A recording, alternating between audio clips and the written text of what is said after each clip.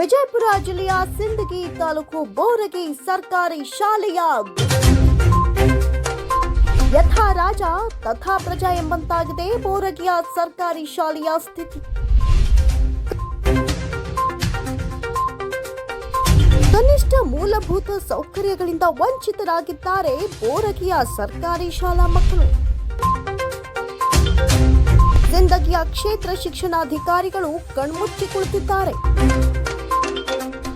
ಸ್ವಂತ ವೇತನ ಎಂಬ ಕತ್ತಿಯ ಮೇಲೆ ಸವಾರಿ ಮಾಡ್ತಾ ಇದ್ದಾರೆ ಬಿಇಒ ಮಾಂತೇಶ್ ಯಡ್ರಾಮಿ. ಬೋರಗಿ ಸರ್ಕಾರಿ ಶಾಲಾ ಮಕ್ಕಳ ಪರಿಸ್ಥಿತಿ ಗೋಳು ಕೇಳೋರ್ಯಾರು? ಬೋರಗಿ ಸರ್ಕಾರಿ ಶಾಲಾ ಮಕ್ಕಳ ಸ್ಥಿತಿ ಶೋಚನೀಯ. ಒಂದು ಕಡೆ ಸರ್ಕಾರ ಸರ್ಕಾರಿ ಶಾಲೆಯ ಮಕ್ಕಳು ಚೆನ್ನಾಗಿರ್ಬೇಕು ಅಂತ ಯೋಜನೆಗಳನ್ನ ಸೌಕರ್ಯಗಳನ್ನ ಕಲ್ಪಿಸಿಕೊಡ್ತಾ ಇದೆ.